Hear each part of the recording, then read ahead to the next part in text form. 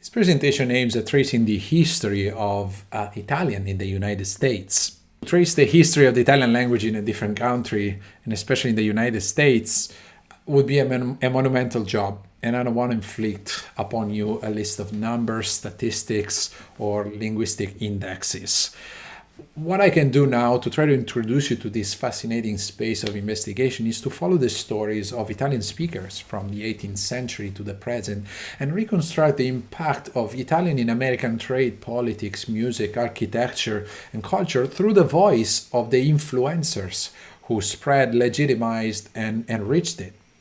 So here is what we'll discuss today. We'll talk about the pioneering age of Italian, how Italian entered American academia through the initiative of Mozart's librettist Lorenzo Da Ponte, how Italian related in the 19th century to the creation of American elites and the elaboration of a common project of national and ecclesial expansion through emigration. The Italian language actually staged a moment of singular convergence between state and church at the time of deep division. We'll observe then the role of opera in providing a model of standard Italian to emigrants who actually spoke very different dialects. And starting from the 20th and 21st century speakers, we'll consider the prolonged relevance of Italian today in America. Now, the antecedents. Well, of course, the first time the Italian language resounded on American coastlands was probably through the voice of Giovanni da Verrazzano, the 16th century Florentine sailor who first explored the Atlantic coast at the service of King Francis I of France.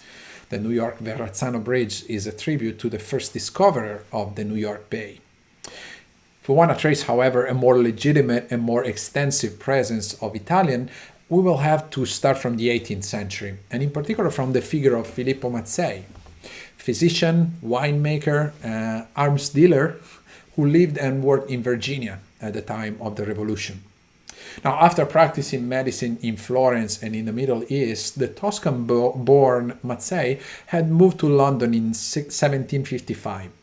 While working there as a teacher of Italian, Mazzei actually met two young Virginians, Benjamin Franklin and Thomas Jefferson, who convinced him to take on the idea of importing Toscan wine and olive to the New World. He would start his adventure in 1773, boarding from Livorno to Virginia with plants, seeds, and 10 farmers. He became close friends with Jefferson, and Jefferson not only allotted him an experimental plantation in his estate, what would become the first commercial vineyard in Virginia, and an orchard, which Jefferson claimed in his words for albicocche and ciliegi, apricots and cherries, but also entrusted him with the secret mission to purchase and ship arms from Europe to Virginia from 1779 to 1783. What is significant in this friendship is that from the Italian correspondence with Mazzei, Jefferson actually drew the phrase, "all men are created equal," which is included in the Declaration of Independence. The attribution was officially attributed to Mazzei by President Kennedy in 1962.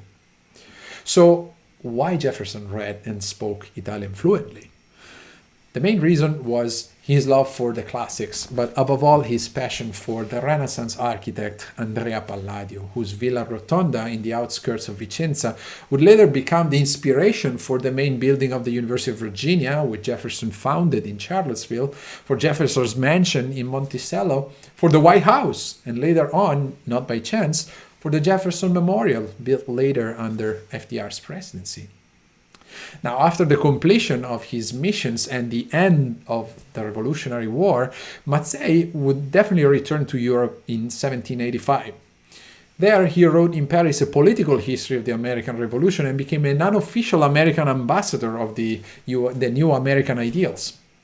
At the time, what was happening in the United States was seen in Italy through the lens of a poetic ode by the Italian poet Vittorio Alfieri, L'America Libera, Freed America, written in 1781, but most importantly through the lens of the European fame of Benjamin Franklin. So just to give you a sense of his popularity, in the southern region of Calabria there is a city named Philadelphia, a city that was torn down by an earthquake in 1783 and rebuilt in honor of Franklin, following the same urban blueprint of the American Philadelphia. So here is Philadelphia in Calabria, and here is Penn's drawing of Philadelphia. Now, in 1787, Jefferson actually visited northern Italy right before the ratification of the American Constitution on June 21st, 1788.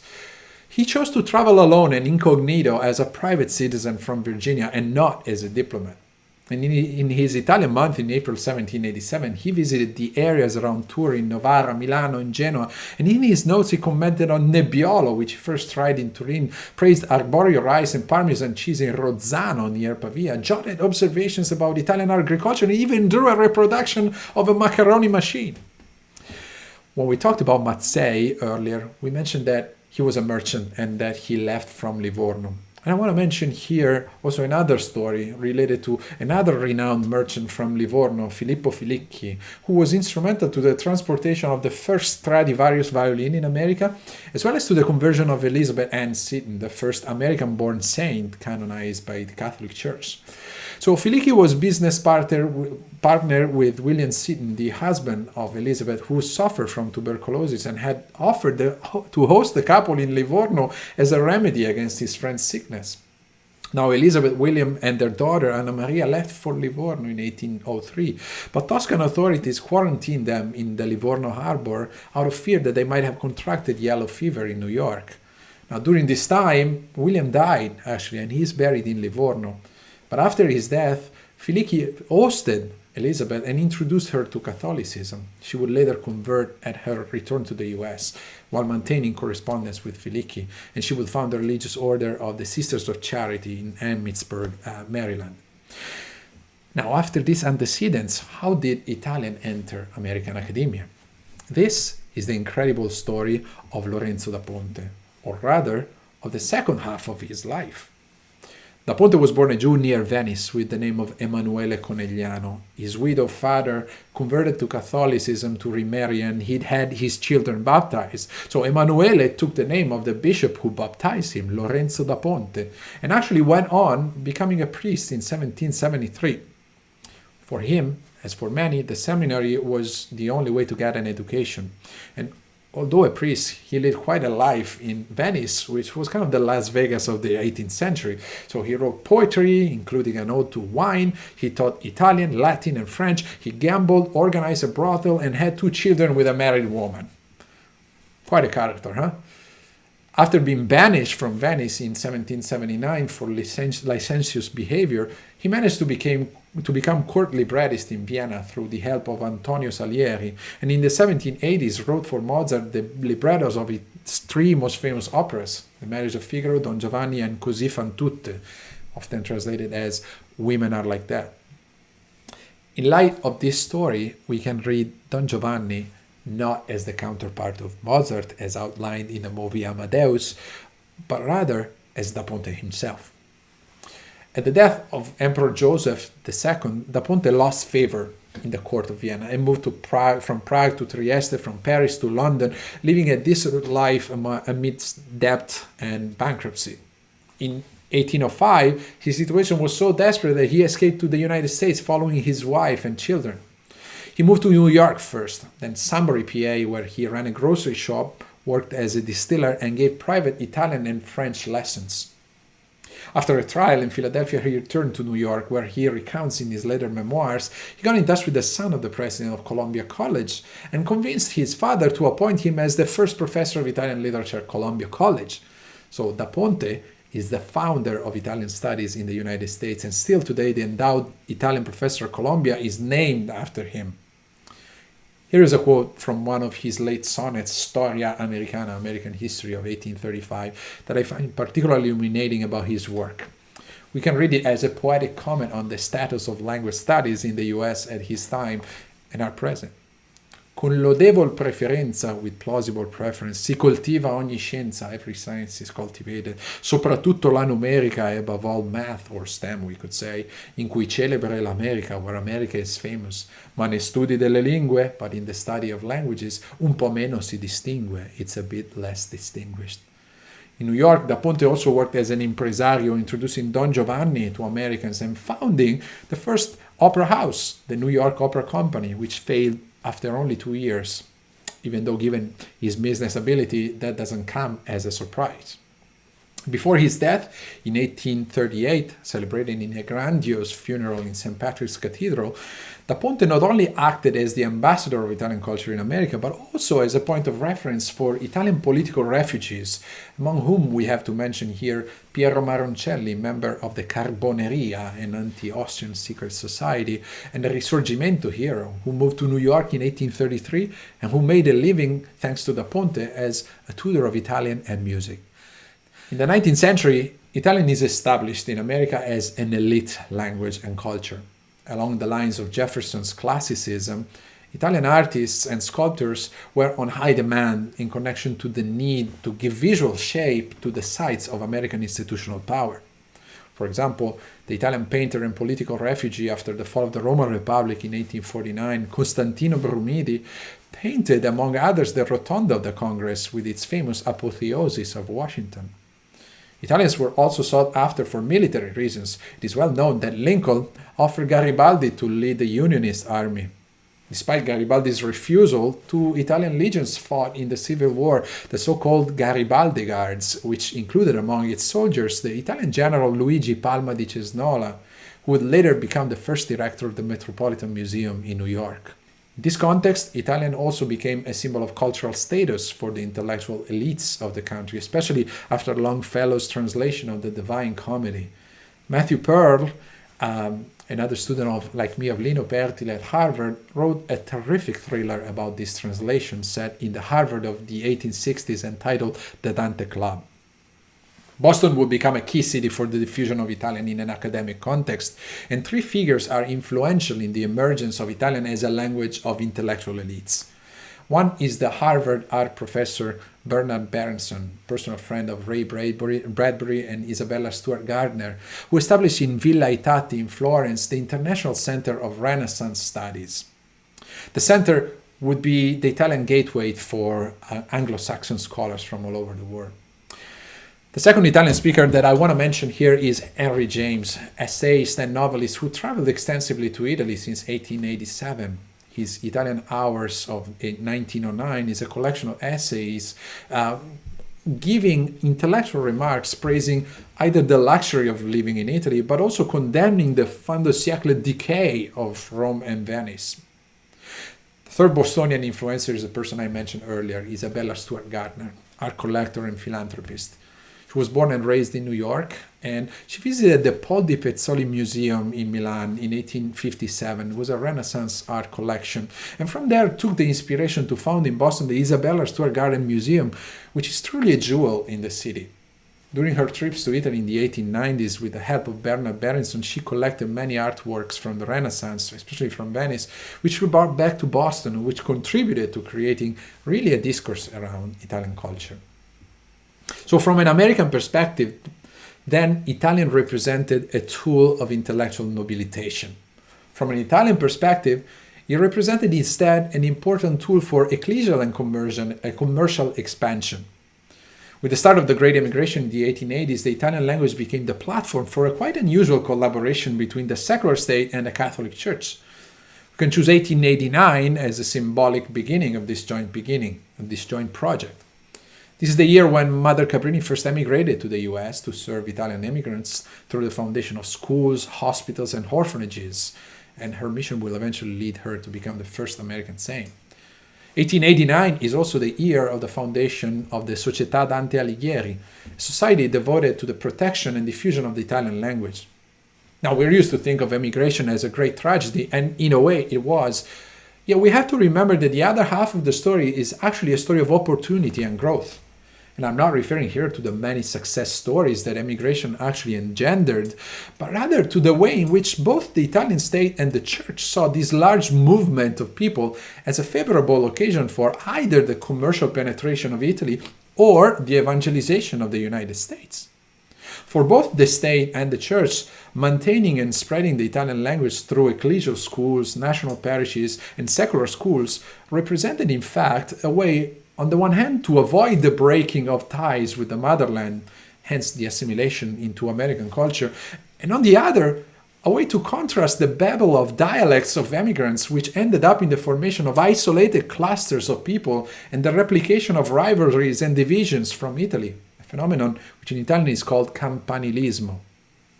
Against this backdrop, the figure of Giovanni Battista Scalabrini is particularly relevant. Scalabrini was the Italian bishop who organized in 1887 the Istituto Cristoforo Colombo, a seminary for missionary priests to be sent in Italian parishes in the US in response to massive immigration. He was also the representative of conciliatorismo, a current in the church that sought a dialogue with the secular state at a time of non-expedit, so radical non-participation of Catholics to Italian politics. Despite his position seen at the time as modernist, Scalabrini was supported by both the Pope, Leo XIII, and the secular press, which saw in his work for immigrants a key contribution to support their needs and keep their linguistic ties with Italy. His religious work, which supported the evangelizing mission of the church through the creation of Italian parishes in the US, was also funded by the Italian state.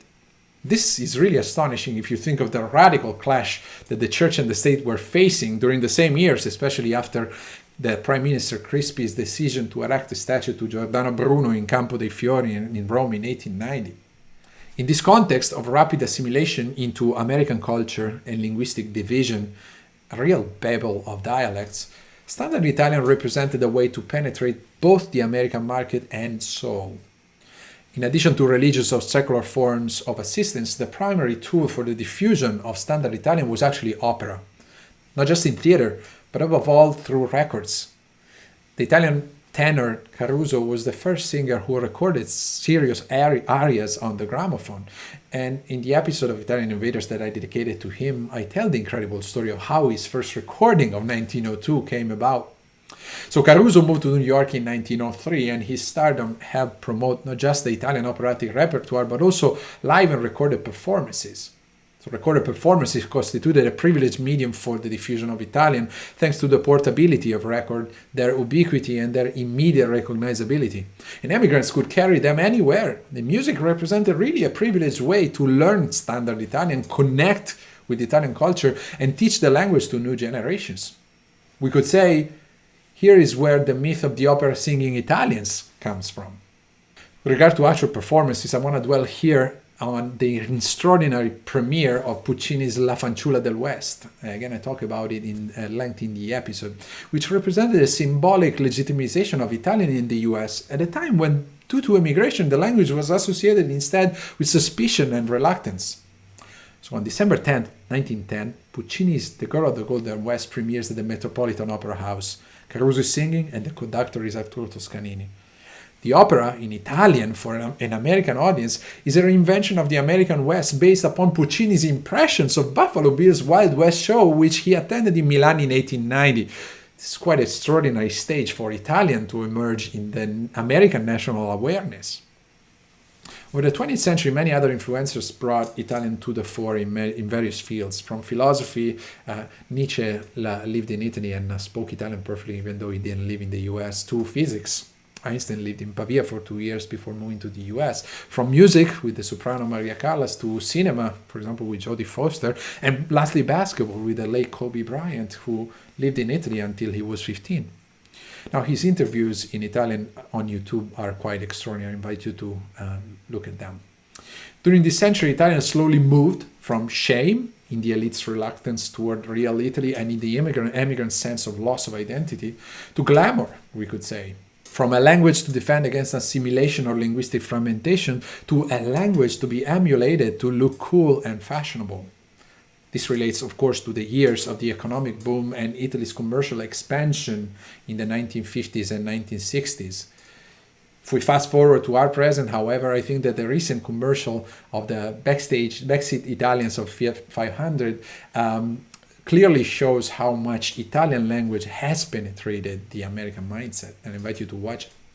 Beyond trite stereotypes, what is shocking in the ad is the fact that the American customers actually end up speaking Italian. Now, one last consideration on the status of Italian now. I won't try to emulate Da Ponte's sonnet here, but I want to argue that despite the predominance of STEM, a language education, and in particular the study of Italian, is more important now than ever. Why? Because it's a core culture in Western literature, in the visual arts, in the industry, and as we saw, a core language in the US. Okay, you will say, but how does it look on a CV? Here is what employers read when they see a language major. So ability to think outside the box, critical thinking, ability to work outside comfort zone, knowledge of a different market, global mental horizon, ability to understand different points of view. With regard to Italian, well, not only creativity, cultural awareness, flexibility, and I would say the ability to live two lives in one, but also a whole array of areas where speaking Italian can be immensely beneficial. So culinary arts, interior design, fashion, graphic design, furniture design, robotics, electromechanical machinery, shipbuilding, biotechnology, renewable energy, aerospace engineering, construction machinery, and transportation equipment.